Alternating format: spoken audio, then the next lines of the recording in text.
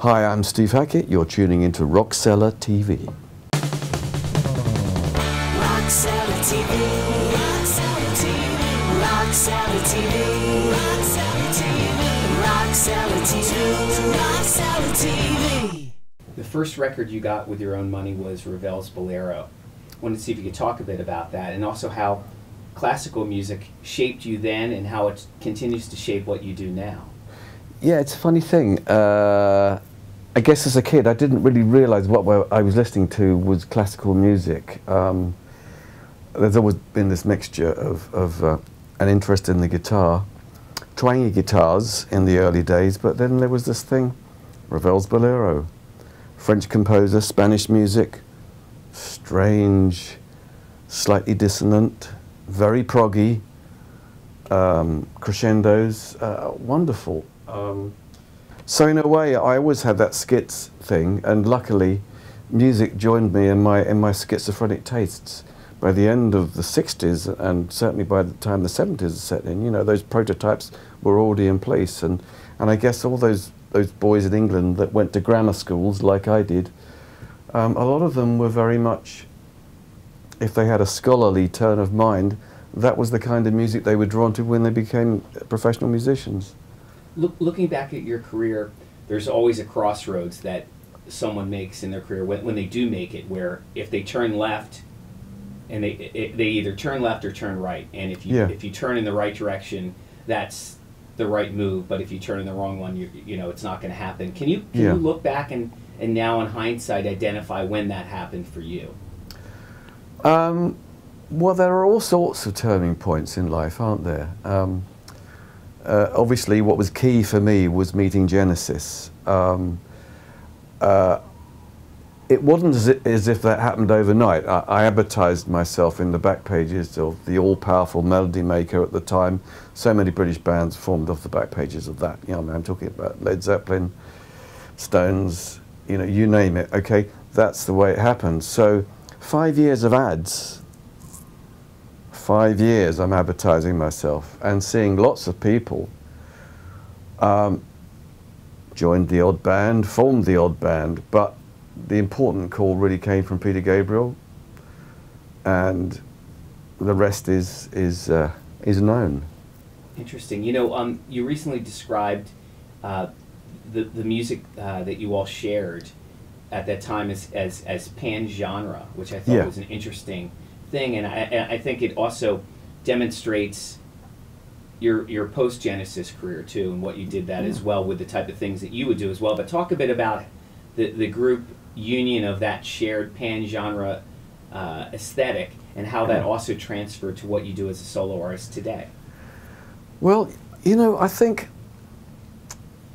there were two bands that I think were key to this, if I'm absolutely honest about it, and I think it was the Beatles, and seeing what they could do, because they had the world's ear, all the manpower they wanted, all the available technology, which was very little, but it was virtually being built up around them, around their requirements. And then you had King Crimson, who I think was similarly ambitious and managing to make big sounds, but with smaller forces, Mellotron being part of it, the legacy of the Mellotron via Beatles and their use of it, and much more reliance on it with Crimson. I'm thinking about bands that were pan-genre. I think the Beatles came from a vaudeville tradition. Perhaps there was more of an overt classical and jazz tradition with Crimson, a more scholarly approach. I think Genesis was perhaps, I wouldn't even say somewhere between the two, because this is really just about my own tastes. I know that those bands influenced us, but equally, of course, we were listening to everybody. We were aware of everybody, and not just not just one style. I was listening to Bach, I was listening to blues. That was important. I didn't think those two strands were going to come together. They did by the end of the 60s. Modern Jazz Quartet was doing an album called Blues and Bach and Blues, whatever it was called, and there's all the rest. Of course, you know, there's the input of all the free jazz stuff, Ornette Coleman, John Coltrane, all of that, and it's not a million miles away from some of the other stuff. You know, classical guys were going atonal and all the rest, the Messiaen stuff. All the scholarly stuff can sound just as out there, and of course, yes, it influences that big moment in the day in the life where the orchestra go crazy, all of that. But yeah, music was to take interesting turns, wasn't it, at that point? So I think the pan-genre thing, I think, stems from that. People that are maybe known for doing one thing, but they're aware of all these other things. And Genesis, of course, yes, everything from Pete was listening to, I think, Nina Simone, Otis Redding, Music Concrete, and Phil, the big band stuff, and you know, the romantic ballads, and all of that. Tony was very much, you know, classical, but at the same time, we shared a love of Roy Orbison, the great balladeer, and much more. I think Mike was more lyrical. It was more, I think, Judy Collins and Joni Mitchell. All of that was part of it. So you mix all that stuff together, and it comes out as early or classic Genesis.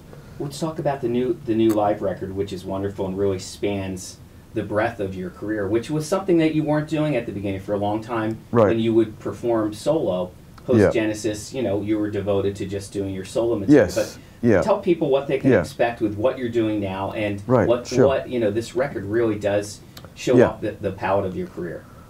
Okay, well, the album, I wanted to celebrate Wind and Wuthering, which is why it's Wuthering Nights. So a number of things from that album, plus Inside and Out, which didn't make it onto the final album, but should have been because it's stronger than some of the other stuff. And so I was very proud of the album and wanted to celebrate that. I also wanted to do, you know, the solo stuff, because that's been growing and growing and growing. And ironically, in recent years, doing better and better internationally in the charts. Nonetheless, agents and promoters have their heads around Genesis so much of the time, so it's not really a compromise for me to do the Genesis stuff, because I'm so terribly proud of it. And now, even now, you know, guys in the van on the way here are talking about, you know, what tracks they really like. Fountain of Some Artists is a big one for the Swedes, it seems. And we have two Swedish guys in the band. We have Naz Sylvan and Jonas Reingold on bass, so he's new for us. Nick Beggs is working with Stephen Wilson this year. He seems to work a year on and a year off with me. But Jonas is really, really good. I've never heard anyone who can play Bach on a bass and play jazz bass so fast, and he plays everything from upright to fretless to pounding Rickenbacker. So that's fabulous. Yeah, so I would say the current set covers the whole of the history, in as much as you can, because I've done massive stuff, so we'd be here for weeks. It'd be like Wagner, you know, and I can't do that to people. A residency. A residency, maybe it'll come to that at some point, but the thing is, you've got to train people up for all of that, and it's not easy. But Jonas was a very fast learn. He got Los Endos overnight, I think. I understand. You know, that's damn good. I understand you keep your ear out for new musicians that are interesting and creative and inventive. And there's one that I actually worked with that played with you recently on the cruise, the recent cruise, who's in the Dave Kersner band. Yes. Fernando Perdomo. Right, yeah. Who for me, I think is the monster player out there. Do you have any impressions of playing with him? And yeah, I really enjoyed it very much. We had a bunch of us all blasting away on the cruise to the edge, doing Stranded, which was great fun. I was pleased to be able to do it. And I think Dave's great. You know, he's I think a great attracts great people and works as a conduit with many things. And I think that very broad approach has served him very well. I think so. He's gaining ground all the time. What were your impressions of Fernando Perdomo as a player? Very interesting. Very interesting, I have to say. So great to work with those people, and it's nice, you know, when people are able to pass comments backwards and forwards to each other. Guitarists are usually quite generous about that, you know. It's not always the case, you know. I find often musicians can be very competitive, and but usually I think that generous.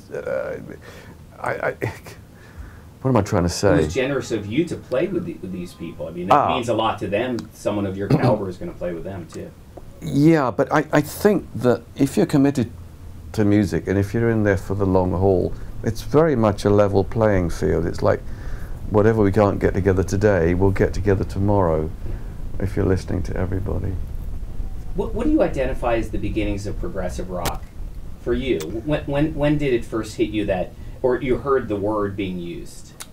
Okay, it goes right back to the early 1900s. It's Richard Strauss talking about the work of Edward Elgar, The Dream of Gerontius, which is a big choral piece, quasi-mystical thing, and he considered it to be progressive, I quote. So, what was the year? 1910, 1911? You know, but it's around this sort of era, and so the term is being used as a substitution for the word programmatic. In other words, music in classical terms that tells a story, very similar to Brog, right? You know, you see this thing. So maybe the progressive idea comes from that, but I've got my own take on it, and I think that it's very much like scenes from a film, but for the inner eye or the inner ear, I think.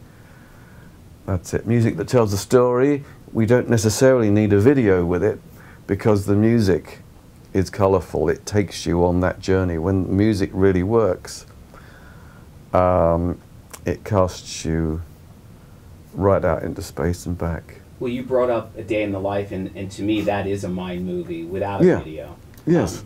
And the interesting thing is something I learned recently, and I've spoke to you about it in the past, but it would be great to get you on camera speaking about this, is a very unlikely fan of Genesis was made known to you guys when you were traveling, John Lennon. Yeah. Could you tell us the story about that? Well, we were traveling in the United States for the first time. Genesis, right? Genesis, yes. In 1973, we had just done Selling England by the Pound, the album that I feel is Genesis' best, certainly with my involvement. And Scott Muni was interviewing Lennon on WNEW, and said, "Oh, are there any bands you're listening to at the moment?" And he mentioned Genesis. He said, "One of the bands I'm listening to." So it would have been marvellous to have tweeted that straight away, but 1973, no one had mobiles, never mind tweets and all the rest, you know. We were still on gas.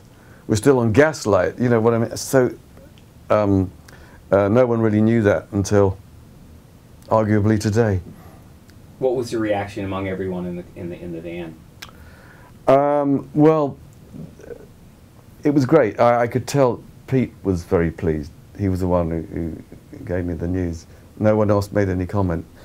Genesis is a very strange band. They internalize everything.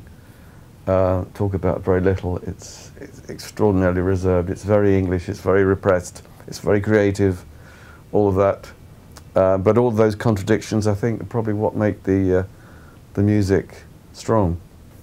I guess the last question, you know, I was going to ask you this later, was about Phil, Tony, and Mike have been receptive recently about a Janis reunion. And I wanted to throw that out to you because I'm sure the fans are hoping that there could potentially be a chance. What are your feelings about that? Well, I'm open to it, but I don't think it's going to be likely. I think that the changes that were wrought in time? Is there enough common ground? Can those guys still play those songs that we wrote together? It became a very different vehicle. Much as I would love to say yes, I would attempt to you know, fit in. But you know, if there's a reunion, I very much doubt that it would involve me or Peter Gabriel, frankly. But I do think I'd like to say this, that I think that Pete is really the father of Genesis, and you know, without him, it's, what can I say? But there was a reunion in 1982, right? Yeah, very briefly. Yeah. What was that like? It was a great feeling to be on stage. Very emotional for all of us. Only time I'd ever seen everyone really let down their guard, and we were all hugging each other for the first and last time ever in our lives, I suspect. But there we are. You know, it was really amazing. Even though it poured with rain throughout the whole gig, the gods were displeased, but the humans were ecstatic. Certainly backstage. Great. Well, thank you so much, Steve. Thank you. Rock Salad TV. Rock Salad TV. Rock Salad TV. Rock Salad TV. Rock Salad TV. Rock Salad TV.